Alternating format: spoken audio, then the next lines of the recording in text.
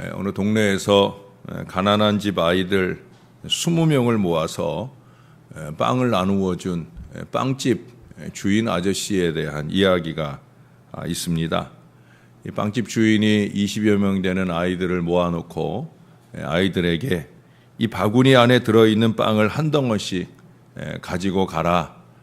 내가 앞으로도 계속해서 매일마다 그렇게 한 덩어리씩 빵을 줄 테니 매일매일 와라. 그렇게 얘기를 했어요. 그러자 아이들이 주인 아저씨의 말이 떨어지기가 무섭게 서로 더 큰 빵의 덩어리를 가져가려고 다투기 시작합니다.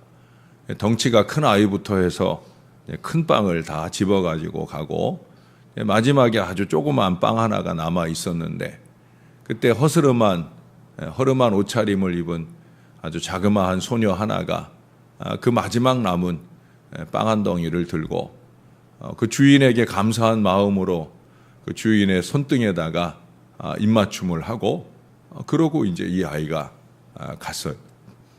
그 다음 날도 또 그 다음 날도 아이들은 큰 빵을 가져가기 위해서 다투는 일을 늘 계속하였고 또 항상 이 소녀는 마지막 남은 그 작은 빵 덩어리를 가져가면서 주인에게 감사한 마음을 표현하는 일을 잊지 않았어요. 주인은 자연히 그 어린 소녀를 주목하고 바라보았겠죠.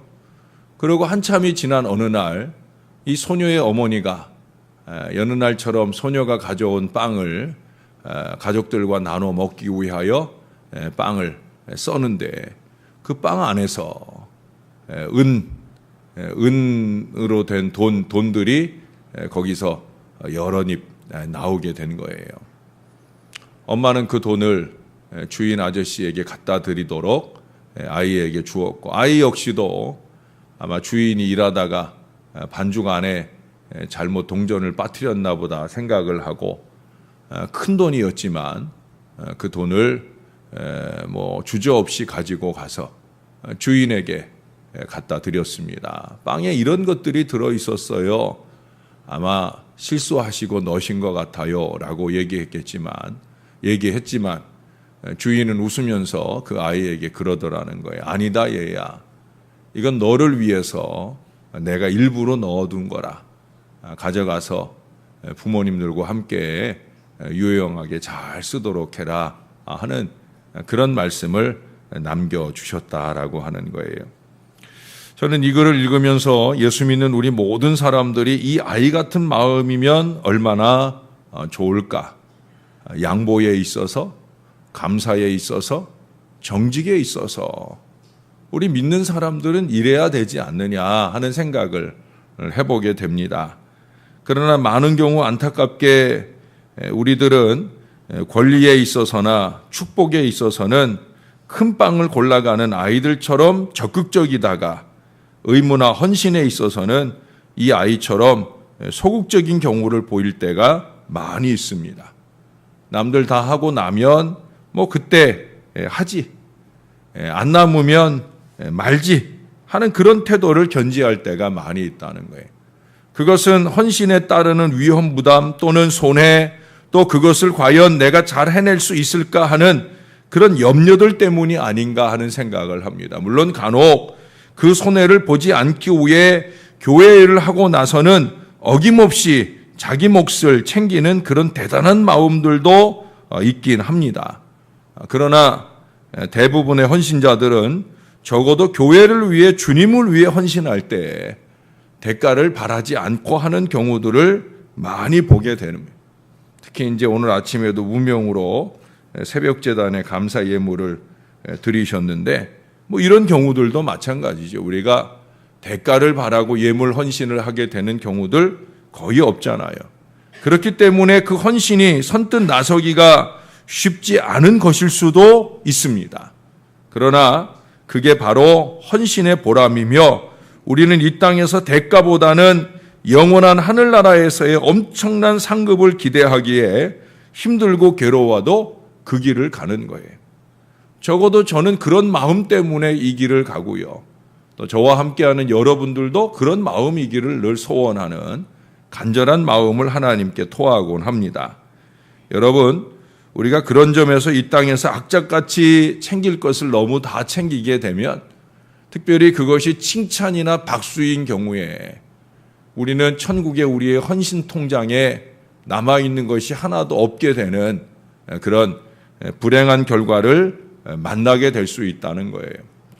우리가 벌써 한 열흘 가까이 어제 그제 아닌 경우도 있지만 거의 한 10번 이 역대상 후반부에 와서 지금 계속 헌신에 대한 얘기를 우리가 계속 듣고 있어요. 기억나셔요?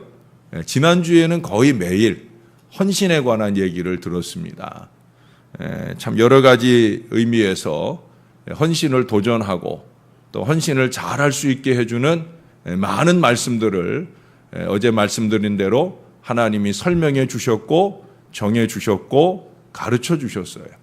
그리고 오늘 또 한 번 더 헌신한다라고 하는 것에 있어서 우리의 용기를 북돋아 주는 아주 좋은 말씀이 이어지게 되어집니다.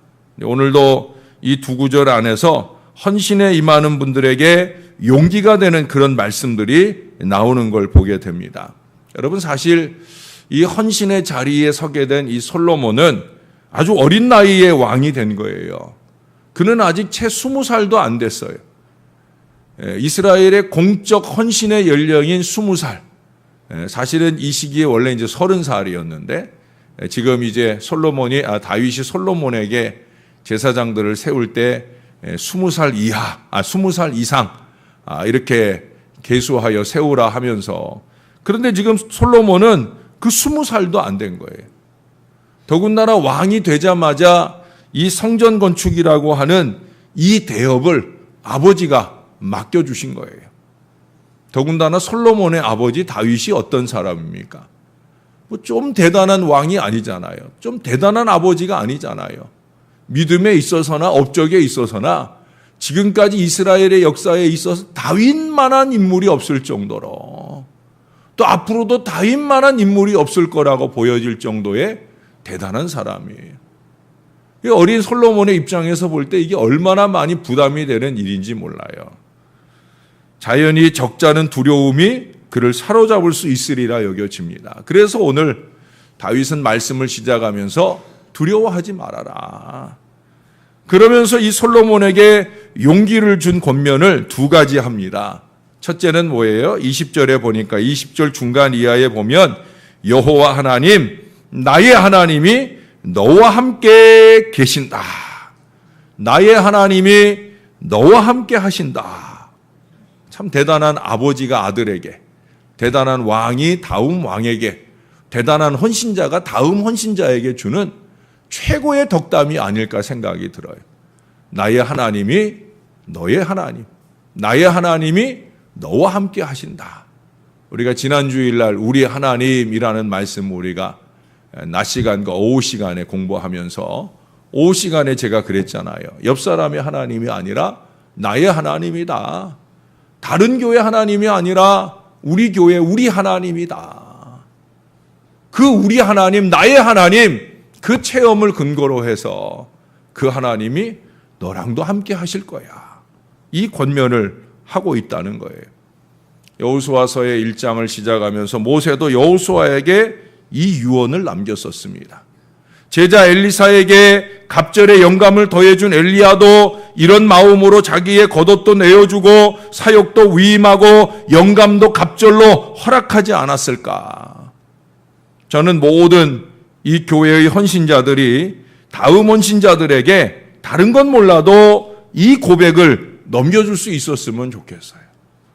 내가 하는 헌신을 항상 나만 한다고 생각하지 말고, 우리 교회는 가급적이면 한 2년마다 이렇게 순환하면서 다양한 헌신의 경험들을 갖고자 합니다. 그럴 때 앞서서 헌신했던 사람이 뒤에 자기의 자리에서 헌신하려 할 때 나와 함께 하셨던 하나님이 당신과도 함께 할 거야 라고 믿음의 용기를 줄 수 있는 그런 관계가 되면 얼마나 아름다울까요? 또 이제 한 두세 달 뒤면 우리 각 기관이 또 임원들을 새로 세울 텐데, 그럴 때 먼저 임원들이 차기 임원들에게 이 믿음의 용기를 안겨줄 수 있다고 하면 얼마나 그 공동체가 아름답겠습니까? 물론 이것은 왕이 왕에게 준 선언만 아니라 아까도 말씀드린 것처럼 아버지가 아들에게 준 것이기도 하기 때문에 우리 역시도 우리의 자녀들에게 이렇게 말할 수 있어야 될 것입니다. 부모가 체험한 하나님을 자녀들도 체험하기를 바라는 그 간절함을 안겨줄 수 있어야 된다는 거죠. 그것은 우리가 이 다윗처럼 먼저 이 임마누엘의 은총을 철저히 경험해야만 가능한 거예요. 다윗은 사무엘상 17장에 그가 골리앗과의 싸움을 통해서 처음 역사의 전면에 등장할 때부터 그는 그렇게 살았잖아요. 그의 생을 마치기까지 그는 그렇게 살았고 헌신하고 그리고 이제 그 생을 마무리하기에 이릅니다. 처음 골리앗에게 나갈 때 다윗의 고백이 뭐예요? 너는 칼과 단창을 가지고 내게 나오지만 나는 만군의 하나님 여호와의 이름으로 너에게 간다. 내 손에 쥔 거는 물맷돌 몇 개밖에 안 되지만 만군의 하나님 여호와가 나와 함께 하신다. 그러면서 그는 나가서 그 골리앗을 쳐서 이기잖아요. 그게 다윗의 위대한 믿음의 출발이고요. 그는 항상 그 믿음으로 승리했다는 거예요. 하나님은 언제고 자신을 떠나시거나 버리지 않았다는 거예요. 그런 하나님이 이제 아들 솔로몬에게도 함께 하시며 우리 모두에게도 함께 하시는 줄로 믿습니다. 우리 지난주일 말씀처럼 우리는 이 제단과 함께 하시는 하나님, 그리고 우리들 각자와 함께 하시는 하나님, 그 하나님을 느끼고 체험해 가야 될 줄로 믿습니다. 지금까지도 많이 경험하셨지만 앞으로도 저와 함께 많이 경험하실 수 있게 되기를 바랍니다. 특별히 20절 중간에 보면 이런 말을 해요. 내가 여호와의 성전 공사의 모든 일을 마치기까지. 얼마나 든든한 말씀인지 몰라요. 저는 모든 일을 앞둘 때마다 이런 구절들을 생각을 해요. 올여름 또 내일부터 우리 청소년부가 수련회를 가는데 내일 청소년부 수련회가 시작하면서 토요일 마치기까지인 거예요. 다음 주에도 또 목요일부터 토요일까지 청년부 수련회가 시작해서 마치기까지. 지난주일 우리 오후 시간부터 8월 말까지 은혜 플러스 미니 수련회가 시작하고 또 마치기까지. 이 모든 잔치 동안에 우리가 또한 크고 작은 주의 일을 맡으며 그 맡은 일을 은퇴할 때까지 우리 임직한 분들도 이제 석 달 지났어요. 고작 석 달 지났습니다. 앞으로 남은 이 헌신의 여정을 살아가는 동안까지 우리 만군의 하나님 여호와가, 우리가 경험했던 우리 하나님 여호와가 우리와 함께 하시고 청소년부와 함께 하시고 청년부와 함께 하시고 우리의 모든 역사 내내 그렇게 함께 하시게 될 줄로 믿으시는 저와 여러분 될 수 있기를 주님의 이름으로 축원합니다. 두 번째, 21절에 두 번째 권면은 뭡니까? 거기 보니까 세 가지 얘기를 합니다. 도울 것이요, 함께 할 것이요, 내 명령 아래에 있으리라. 세 가지 얘기를 더하면서 하는 얘기가 뭐예요? 사람이 돕는다는 거죠. 하나님이 너와 함께 하실 뿐 아니라 사람들이 도울 거다. 예? 도울 것이요, 함께 할 것이요, 온전히 내 명령 아래 있으리라. 너 결코 혼자가 아니야. 예? 너 결코 혼자가 아니야. 열왕기상 19장에 엘리야가 갈멜살 승리 후에 오히려 생명의 위협을 느끼고 도망을 합니다. 얼마나 절망적이겠어요. 이제 끝났다라고 생각하는 때 또 다른 도망자로 생명을 부지하기 위해 도망가는 신세가 되었을 때 얼마나 처절한 절망감이 찾아오겠어요. 그래서 그에게 나타난 하나님에게 그는 말합니다. 차라리 죽고 싶어요. 차라리 죽여주세요. 그럴 정도의 깊은 절망감을 가지고 말하는 이 엘리야를 향해 하나님께서 뭐라고 가르쳐 주셔요? 엘리야가 그때 하나님께 보여준 교만이 두 가지죠. 첫째는 뭐예요? 첫째는 내 열심이 특심하였다. 내가 특별한 열심으로 일하지 않았습니까? 라고 따지듯 말하는 거예요. 두 번째는 뭐예요? 나만 남았습니다. 나만 남았습니다. 라고 말하는 거예요. 하나님께서 그를 가르쳐 주시기 위해서 지진도 보내고 불도 보내고, 근데 그런 중에 하나님 안 계셨어요. 아주 세미하게, 아주 조용하게 주님이 다가오고 나타나셨어요. 뭔 얘기예요?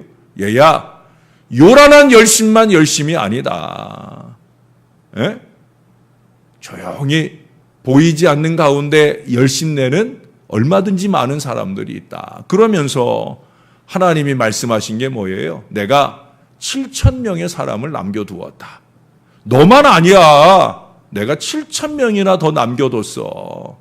얼마든지 더 있다는 거죠. 너 말고 얼마든지 더 있다. 그런 얘기예요. 그러나 특별히 너를 쓰려 할 때 너는 쓰여져야 되는 거다. 그러면서 지치고 상한 그를 일으켜 세우시고 그에게 예후와 엘리사와 하사엘에게 기름 부을 또 다른 사명을 맡기는 것을 보게 됩니다. 하나님이 됐다 하실 때까지는, 하나님이 그만하라고 할 때까지는 해야 되는 거죠. 사역의 모양이 달라질 수는 있어요. 엘리야에게도 사역의 모양이 달라졌죠. 그러나 그는 여전히 그를 쓰시고자 하심에 최선을 다해서 쓰이고 있는 그런 모습들을 우리에게 보여주는 거예요. 여러분, 사람이 없어서 내가 세워지는 게 아니라는 거죠. 그러나 꼭 내가 할 일이 있다라고 하는 거예요. 나 아니면 안 되는 일, 바로 그런 일이 있다는 거죠. 하나님이 그런 일로 나에게 감동을 하실 때 나와 여러분들은 그 일을 해야 될 줄로 믿습니다. 그 일을 할 때 나 혼자만 이 일을 일하고 생각하지 마시고 나에게 이 일을 일하는 마음으로 그 일을 할 수 있다고 하면 최선을 다해서 할 수 있을 것이고 하나님께 영광이 되어질 줄로 믿습니다. 한 10여 년 전쯤에 저희 장모님께서 섬기시는 교회에서 여전도회 회장을 하신 적이 있어요. 그런데 우리 장모님께서는 우리 장인어른께 상당히 순종적으로 사셨어요. 물론 이제 연세가 들면 대체로 이 여자들이 좀 세지고 남자들이 좀 약해져서 우리 장인어른이 돌아가시기 몇 년 전부터는 좀 위축돼서 사시는 모습도 제가 전혀 볼 수 없을 거라고 생각했는데 봤던 적이 있는데, 근데 우리 장모님께서 그때 여전도회 회장에 취임을 하셨을 때 우리 장인어른한테 그런 얘기를 하시더라고요. 여보, 앞으로 1년 동안은 나 타치하지 마. 내가 특별히 교회 일로 나갈 때, 여전도회 회장 일 하려고 나갈 때 방해하지 마. 내가 그 일을 1년 동안 잘할 수 있도록 날 도와줘야 돼. 그런 말씀을 하셨다고 그래요. 그리고 정말 우리 장인어른이, 우리 장모님이 교회 일로 나가면 절대 아무 말 안 하고, 또 우리 장인어른은 돌아가실 때까지 경제권을 꼭 쥐고 안 내놓으셨거든요. 그러니까 이제 한 달 생활비 이렇게 받는데 또 여전도회 회장이니까 또 이렇게 써야 될 돈들이 있을 때마다 여보, 나 이번에 이런 일에 이렇게 써야 돼. 나 또 밥 한 번 내야 돼. 그러면 뭐 언제든지 거침없이 주머니를 열어서 그래, 가서 밥도 사야지. 그러면서 돈도 주고, 그러면서 모든 일을 잘할 수 있도록 1년 동안 잘 도와주시는 그런 모습을 보았어요. 우리 장모님께서 뭐 건방 떠시려고 그러신 게 아니죠. 헌신에 대한 마음가짐이에요. 또 믿음이 약간은 부족하셨지만 우리 장인어른이 우리 장모님의 헌신을 돕고자 하는 그 아름다운 동역의 모습을 봅니다. 전 그때 알았어요. 마음이 있으면 길이 열리는구나. 우리 장모님이 내년에 내가 회장 되는데 잘할 수 있을래나, 저 영감탱이 등살 아래서 내가 잘할 수 있을래나, 그런 걱정으로 그 앞에 서셨지만 막상 그 사명을 감당하고자 할 때 기왕에 맡은 거 잘해보자 하는 그 마음으로 임하게 되니까 사람도 도와주더라는 거예요. 그래서 1년 동안 그 임기를 칭찬받으며 잘했었던 그런 모습을 보았습니다. 여러분, 역대상 12장에서 우리가 확인해 봤잖아요. 다윗은 하나님이 막 함께하고 도와주셨어요. 다윗이 어디로 가든지 이기게 하셨어요. 다윗만 아니에요. 그의 곁에는 항상 삼용사, 30명의 용사, 그러면서 많은 용사들이 나서서 다윗을 돕고 또 도왔어요. 출발할 때는 오합지졸이었던 400명의 용사들이 나중에는 비류가 아니라 대단한 용사들로 그의 곁에서 힘을 보탰던 위대한 역사들도 보여주고 있어요. 그 모든 일들이 왜 가능할까요? 다윗이 하고자 하니까. 다윗이 담대한 믿음 마음을 가지고 하나님이 나와 함께 하시면 내가 이 일을 할 수 있으리라 하는 믿음을 가지고 하니까 다윗 곁에 하나님이 사람도 보내주시고 그들로 하여금 온전히 기쁜 마음으로 다윗과 함께 하도록 하고 무엇보다 온전히 다윗의 명령 아래서 그 명령을 준행하며 나아가게 하잖아요. 주님이 쓰시고자 하시면 쓰여져야 되는 줄로 믿습니다. 예루살렘 입성하실 때 나귀 새끼를 타고 가시잖아요. 그때 제자들에게 그 나귀 데려오라고 할 때 주인이 그 나귀를 내어주지 않으려고 하면 어떡하지요? 라고 제자들이 물을 때 예수님 뭐라고 그러셨어요? 주가 쓰시겠다 하라. 주가 쓰시겠다 하라. 뭐 다른 거 더 필요 없어요. 여러분의 주머니에 물질을 주가 쓰시고자 하면, 여러분들의 땀과 눈물을 주님이 더 쓰시고자 하면, 그러면 그냥 드리면 되는 거예요. 드리면 쓰시는 줄로 믿습니다. 잘 쓰시는 줄로 믿습니다. 오늘 이 말씀을 꼭 부여잡고 여러분이 크고 작은 어떤 헌신을 할 때 그 일이 힘들다 여겨질 때, 답답하다 여겨질 때 이 말씀을 펼쳐 읽어보세요. 내가 이 일을 마칠 때까지 하나님이 나와 함께 하실 거야. 나 혼자 하는 게 아니라 아무개 권사도 있고 아무개 장로도 있고 아무개 집사도 있고 다 내 곁에 나를 도와줄 사람들 아니겠나 하는 이 마음의 위로를 받고 새 힘을 내서 열심히 여러분들의 사명을 잘 감당하여 올해도 우리가 맡은 일, 또 우리가 우리의 생에 마치기까지 맡은 크고 작은 모든 일들을 주 안에 잘 감당해내는 건강한 믿음의 백성들이 다 되어 주시기를 예수님의 이름으로 간절히 축원합니다. 기도하겠습니다. 하나님 아버지 감사합니다. 오늘도 주의 말씀을 듣습니다. 헌신의 모양은 달라도 하나님을 위하고 교회를 위해 크고 작은 헌신에 부름받고 쓰임받는 저와 이 모든 자녀들이 크게 위로와 힘을 낼 수 있는 좋은 말씀을 주셔서 감사합니다. 부족한 종의 하나님이 이 백성들의 하나님이 되게 하여 주시옵소서. 우리가 만나는 하나님이, 우리가 체험한 하나님이 우리의 자손들의 하나님이 되게 하여 주옵소서. 우리가 위하여 열심내는 그 하나님을 위해 우리의 자손들도 그렇게 그 하나님께 열심 낼 수 있는 믿음의 가문으로 우뚝 서게 도와 주시옵소서. 나만 하는 게 아니라 다른 사람들도 나와 같이 하나님 앞에 있음을 잊지 말게 도와주시고 우리가 함께 동역의 정신으로 너를 도와 너의 하는 일을 나도 할 것이다. 나를 도와 너의 일을 나와 함께 하자 하는 이 동역의 마음을 가지고 함께 협력하며 주의 뜻을 이루어 나가는 아름다운 교회가, 아름다운 가정이 될 수 있도록 우리를 도와주시옵소서. 여름 수련회가 마쳐지기까지, 은혜 플러스 미니 수련회가 마쳐지기까지 하늘의 풍성한 은혜를 가지고 하나님이시여 우리와 함께하여 주옵소서. 청소년부, 청년부, 이 어린 심령들을 위해 함께하여 주시사 예비하신 그 은혜를 넘치게 더하여 주옵소서. 앞장서 일하는 교육자들에게, 각 부서 부장님들에게, 각 교사들에게 힘과 용기를 주시고 믿음을 복돋아 주셔서 주님께서 골몰하고 기도하는 중에 계획한 그 모든 일들을 시험에 빠지지 않고 견고하게 추진해 나가게 도와 주옵소서.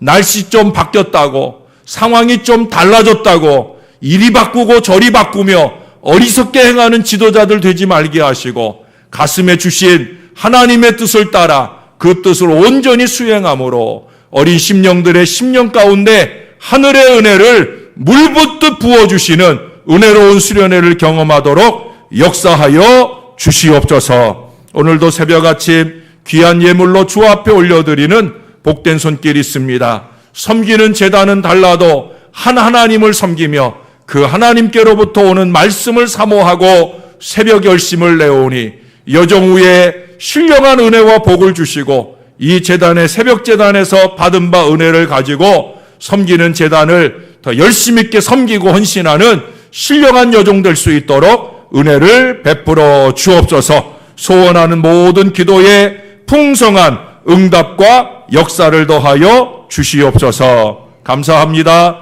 예수님 이름으로 기도합니다. 아멘.